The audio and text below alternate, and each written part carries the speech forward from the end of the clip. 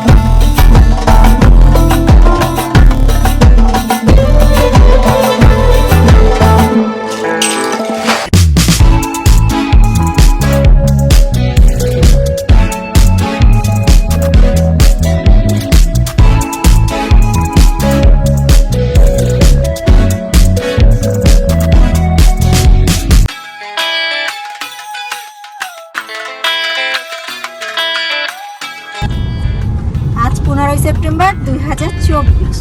আমরা এখন যাচ্ছি বাগেরহাটে। দুপুর বাগেরহাটে যাচ্ছি। অ্যাকচুয়ালি আমরা যেহেতু খুলনা থেকে যাচ্ছি, আর বাগেরহাটে আমি যা যা দেখাবো সেইটা আপনারা একদিনেই কভার করতে পারবেন। প্রচুর বৃষ্টি হচ্ছে, জানি না কতটুক দেখাইতে পারবো, তবে চেষ্টা তো করবোই। চলেন যাই, বাগেরহাটে যাই।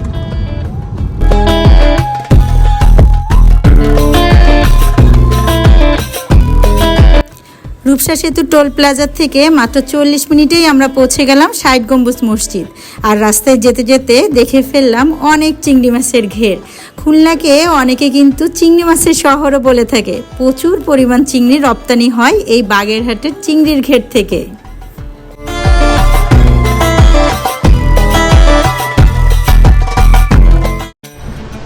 আমরা পৌঁছে গেছি ৬০ গম্বুজ মসজিদে। আচ্ছা, ওই দিক থেকে আসতে গেটের মেন গেটের আগেই বাম সাইডে পার্কিং। হ্যাঁ, এই যে আমরা পার্কিং করলাম।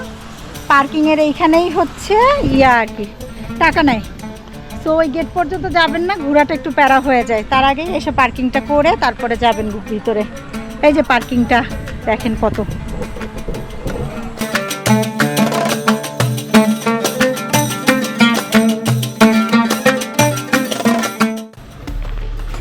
আমি তো অনেকবার আসছি, এখন হচ্ছে আবার আসলাম আর কি আপনাদের সাথে ঘুরতে ঘুরতে। চলেন ঘুরে ঘুরে দেখি।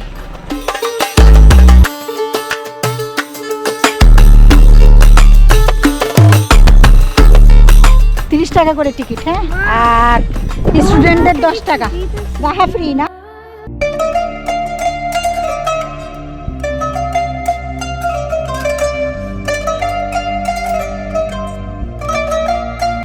এই যে জাদুঘর, আজকে রবিবার, সাপ্তাহিক ছুটি, সেই জন্য বন্ধ।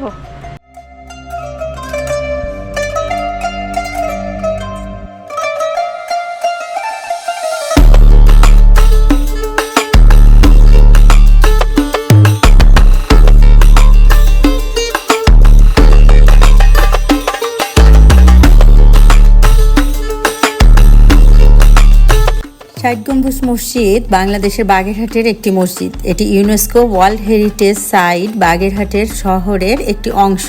এটি সুলতানি আমল থেকে বাংলাদেশের বৃহত্তম মসজিদ। এটি বাংলা সুলতানাত সময় সুন্দরবনের গভর্নর খান জাহান আলী দ্বারা নির্মিত হয়েছিল। এটিকে সমগ্র দক্ষিণ এশিয়ার সবচেয়ে চিত্তাকর্ষক মসজিদের স্মৃতিস্তম্ভগুলোর মধ্যে একটি হিসাবে বর্ণনা করা হয়েছে। এটিতে কিন্তু 81টা গম্বুজ আছে, যদিও ৬০ গম্বুজ নামে এটি পরিচিত।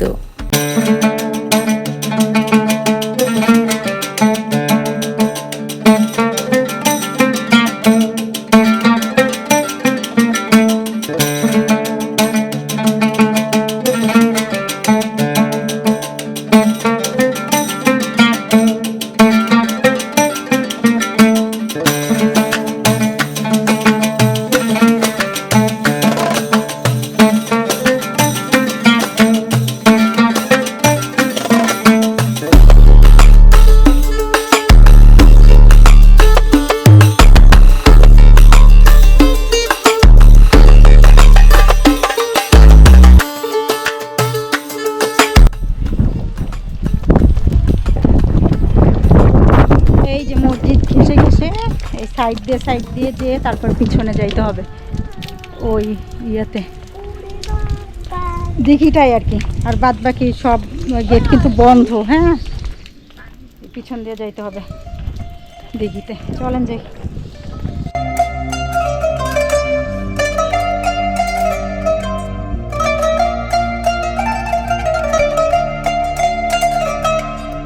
এই দিঘির নাম ঘোড়া দিঘি। এটা কিন্তু যেন তেন দিঘি না, সেই সময় ঠাকুর দিঘি মানে যেটা এখন খিলজি দিঘি নামে পরিচিত সেইটা, আর এই ঘোড়া দিঘি, এই দুটোতেই শুধু মিষ্টি পানি পাওয়া যেত, এছাড়া সবই নোনা পানি ছিল। আর যেহেতু ঠাকুর দিঘিতে কুমির ছিল তাই ঘোড়া দিঘিটাই সবচেয়ে বেশি ব্যবহৃত হয়ে থাকতো। ঘোড়দৌড় থেকে ঘোড়া দিঘির নামকরণ করা হয়েছিল। 1986 সালে সংরক্ষিত পুরাকীর্তির তালিকায় কিন্তু এই জলাশয়টিও আছে।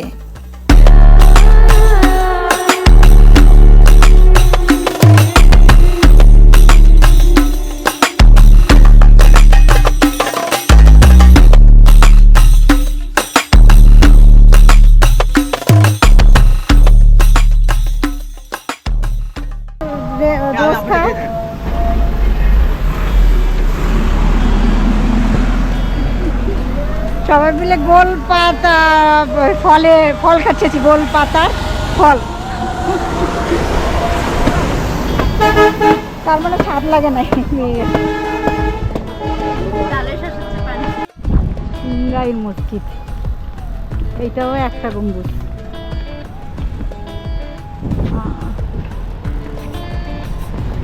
এই যে 60 গম্বুজের সামনেই এই মসজিদটা, সিংগাই মসজিদ, একটা গম্বুজ।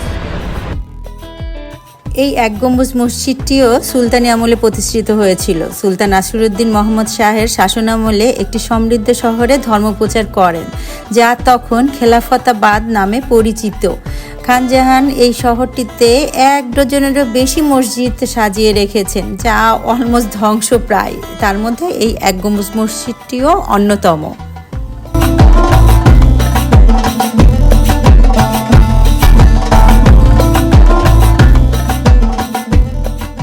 যাচ্ছি হযরত খান জাহান আলী রাদিয়াল্লাহু আনহুর মাজার শরীফে। আমাদের জাস্ট 10 মিনিট লেগেছিল।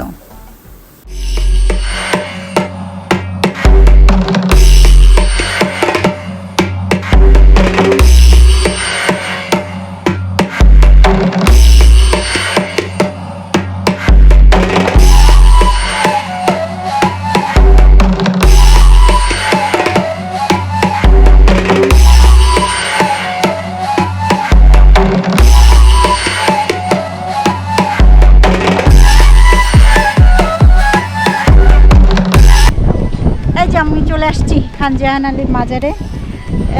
অ্যাকচুয়ালি আসাটা একটু প্যারা, মানে একটু চাপা ছিল রাস্তাটা, একটু অল্প একটু 30 মতো, কিন্তু এই যে পার্কিং আছে।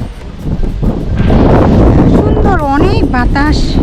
এখানে আমরা আসছিলাম, হ্যাঁ তখন হচ্ছে 90 সালে আসছিলাম, তখন ধলা পাহাড় যে দুইটা কুমির, সেই দুইটা ছিল, আমি দেখছি এবং তাদের সাথে ছবিও তুলছিলাম। আর এখন নাই, আসলে কুমির নাই এখন। এই যে দিঘিটা আছে, চলেন ঘুরে ঘুরে দেখি। খান জাহান আলী একজন মুসলিম সাধক এবং খিলাফতবাদের খান-ই-আজম ছিলেন।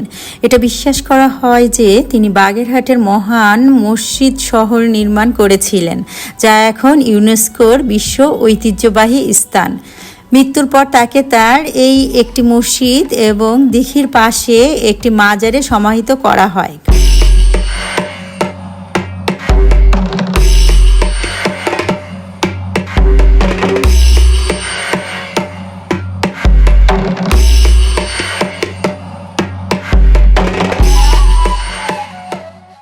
যখন এই পুকুরে ধলা পাহাড় কালা পাহাড় ছিল, তখন এখানে প্রচুর মানুষ আসতো ওই ধলা পাহাড় কালা পাহাড়কে দেখার জন্য। মুরগি থেকে ছাগল, তারপরে টাকা পয়সা অনেক কিছুই দিত। এখন আর সেই আড়ম্বরটা নেই, তবে কিছু ধর্মপ্রাণ মানুষ এখনও মাজারের আশেপাশে ঘোরাঘুরি করে।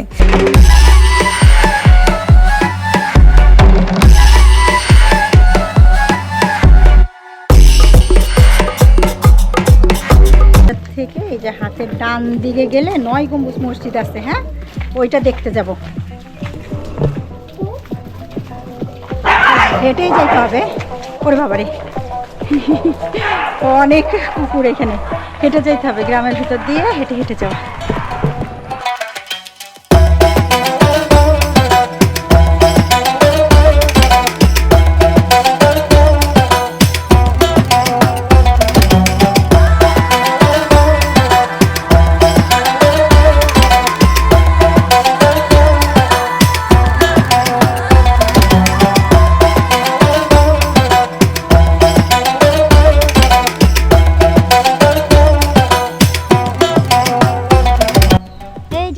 চলে আসছি 9 গম্বুজ মসজিদে, 10 মিনিট মতো লাগলো হেঁটে আসতে। চলেন দেখি কি অবস্থা মসজিদের। 9 গম্বুজ মসজিদটা দেখতে এসে মনটা একটু খারাপ হয়েছে, কারণ এটা প্রায় ধ্বংসস্তূপে পরিণত হয়েছে। খান জাহান আলীর সমাধির সাথেই এটি অবস্থিত। আপনারা তো দেখলেন, আমরা ওই যে পশ্চিম দেওয়ালের জাস্ট পাশ দিয়ে চলে আসলাম এইখানে। পোড়ামাটির ফুলের স্কল ও ফুলের মোটা ফলক মিহারের চারপাশে দিয়ে দেখা যায় এর অলঙ্করণ। আসলে অলঙ্করণ এখন কিছুই দেখা যায় না, সবই কেমন যেন ছ্যাঁতছ্যাঁতে আর পুরানো হয়ে গিয়েছে। 4 কোণে বৃত্তাকার টাওয়ার দেওয়া আছে আর 9টি গম্বুজও আছে এখানে।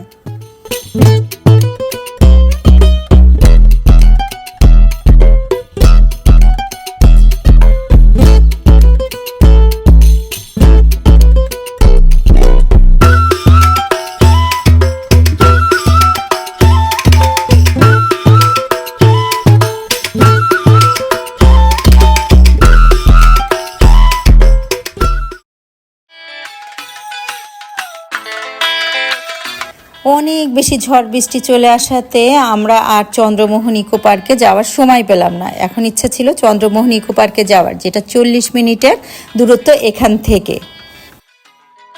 50 টাকা টিকিট দিয়ে এই চন্দ্রমোহন পার্কে আপনারা ঢুকতে পারবেন। আছে গ্রাম বাংলার কিছু ভাস্কর্য, সাথে অনেকগুলো পুকুর আছে, আছে বোট রাইডও। পাতাল একটা সিঁড়ি আছে, যেটা যদিও মূল আকর্ষণ, আমরা সেজন্যই যেতে চেয়েছিলাম, তবে পরে আমরা শুনেছি ওটা দিয়ে নাকি এখন কিছুই দেখা যায় না। এনিওয়েজ, তারপরেও এখানে আসলে একবার একটু ঢু মারতেই পারেন। আর ঢাকায় যাওয়ার পথে আমরা অযোধ্যা মঠটা দেখব বলে ডিসিশন নিয়ে ফিরে যাচ্ছি খুলনায়। ঝড় বৃষ্টির কবলে পড়ে খুলনায় যেতে যেতে একদম রাত হয়ে গেল। আসলে বাগেরহাটের সকল দর্শনীয় স্থান একদিনেই ঘুরে দেখা সম্ভব, যদি আমার মতো বৃষ্টির কবলে না পড়েন।